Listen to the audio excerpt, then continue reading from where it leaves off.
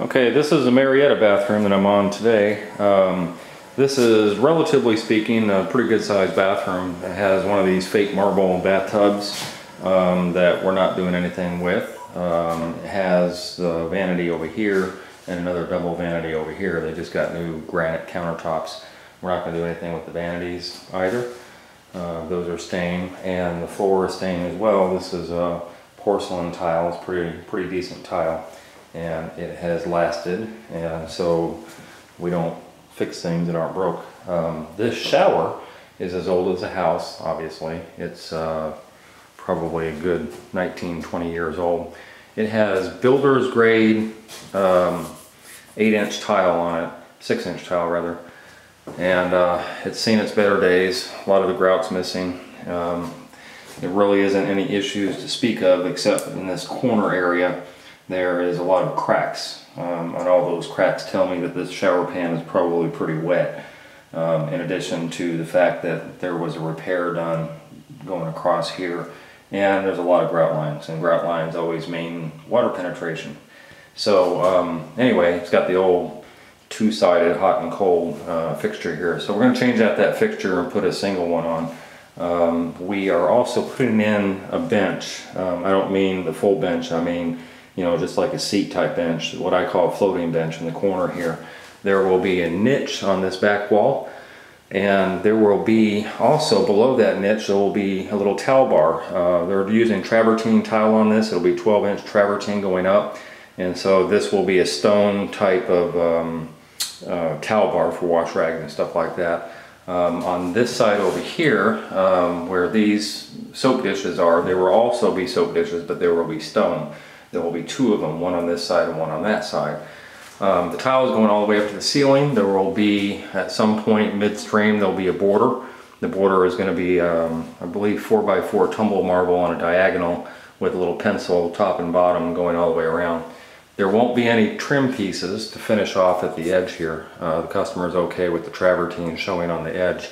So there won't be any trim up there. There won't be any trim on the niche, which I usually frame out with trim, and there won't be. So that'll be different. And in the back of the niche, there's going to be a rock type tile, stone type tile in the back of the niche. I'm going to try and get a contiguous curb, although this is 5 foot long and they come in 4 foot length, so we're going to see what we can manage to do about that. This wall is coming out, if you can tell over here, there's about a foot of room between the end of the shower and this wall, so we're going to match that, and we're going to come out that same foot over here and build this wall up to the ceiling to get another, probably about 4 square feet out of the shower. At least 4 to 5 square feet, and so that's all we're doing is just you know, building the shower out, taking all this old stuff out and building a new shower. This here will be 2x2 on a mat, I believe, is that tile. So here is a travertine that's going to go on the wall, going up, and this is a 4x4 tumbled marble that is going to go diagonal for their border, with the rope on the top and the rope on the bottom. And I think she also wants me to put a light up there, so I'm probably going to put a 4-inch halogen can light up there and switch it over on this wall and use a different switch other than that one. And that's really about it. So this is probably about a 5 to 6 day job from start to finish, and this is the first day. This is the day where I do all the demo and take all this stuff out. The shower doors are going to go out. I believe they're going to go with the frameless. So there's going to be a 28-inch opening door probably on this side, and then a panel over on this side. And that will be the glass guy after I'm gone. So anyway, I'm going to go ahead and get started on this, and it will be a pleasure to take it out because it is definitely dated. And this is a starting point, and I will be back. Okay, we're officially done with this bathroom. We didn't do anything to the floor as I showed you before. This floor was already here. The vanities were already there with new granite countertops. Didn't do nothing with the tub. But what we did do is rebuild the shower. And so this is the final result from what it was before. There's not much to show on when I do a bathroom renovation. Usually it's the whole thing. So I'm kind of showing the tub, the floor, vanities, etc. But in this case, all I did is build the shower. What I did on this shower, if you remember the other video, I believe it was 4x4 builder's grade ceramic tile, and it was kind of dark in here. And so there was another foot of room that was possible to get out by virtue of that wall over there. Lining up that wall to a wall that's pushed out gave them a foot times 4 extra 4 foot in their shower. So as you can see, it still needs painting. I don't paint, so they'll have to get somebody to come in here and paint. This baseboard, which is actually 1x8, I believe it is, with a quarter round on it, was saved, and obviously it's not going on the front of the curb the way it was before. It's just going to wrap around this wall and over here. I don't know if I'll be doing that because that's kind of a thing that has to be done after painting.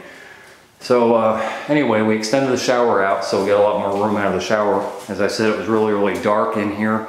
The customer asked me if I could put in a light, so I put in a 4-inch halogen light and put it on its own switch over here.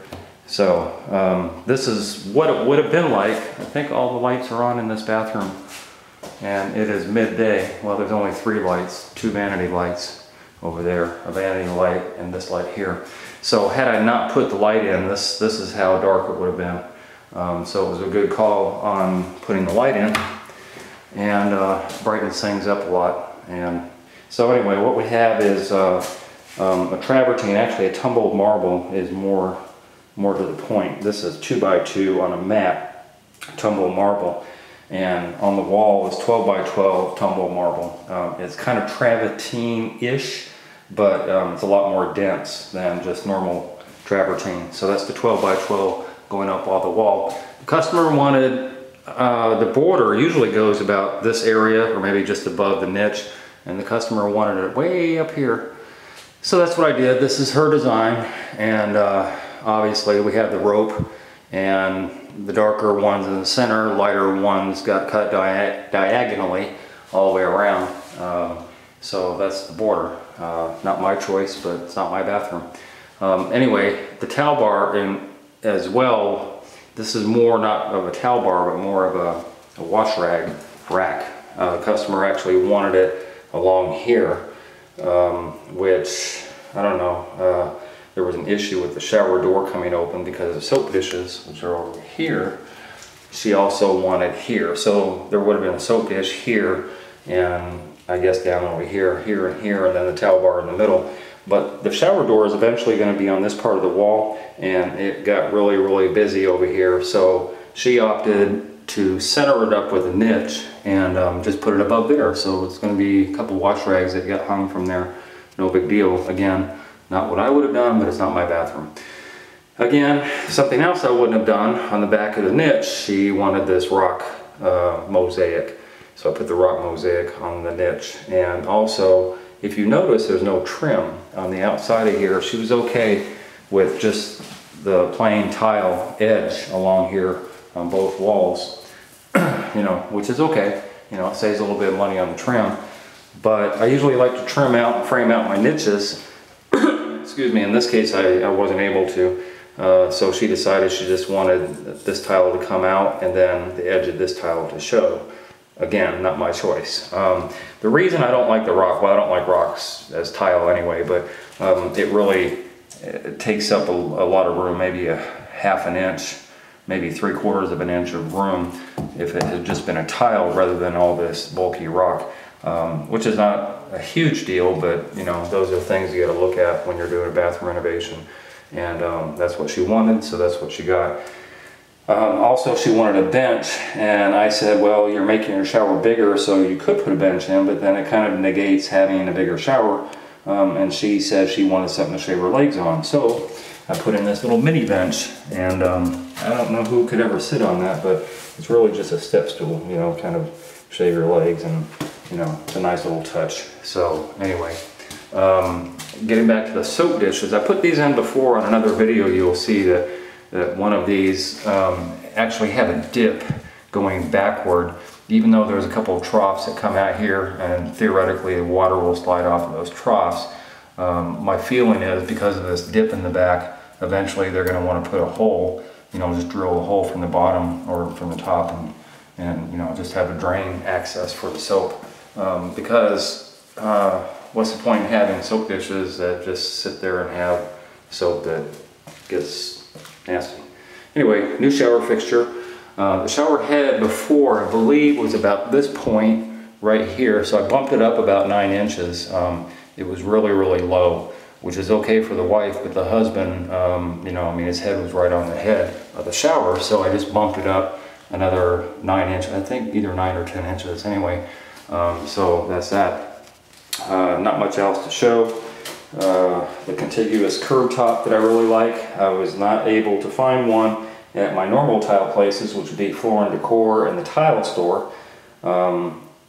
So I ended up going to, where did I go? Tile shop. I'm sorry, the Tile Shop or Floor and Decor. So I went to a place called the Tile Store, and they actually have these in 6-foot lengths, which is really cool because I've done a lot of tear outs where I'm pulling out a bathtub that are typically 60 inches long, which is 5 foot, and I'm not able to find a contiguous curb that's 5 foot long. Well, this one was 6, so I cut off 2 off of this, and now they got a 4-foot contiguous curb. So I'm happy about that, and so is the customer. Of course, my curbs always go at a slant, as do the niches and the benches and everything else, so water won't pool.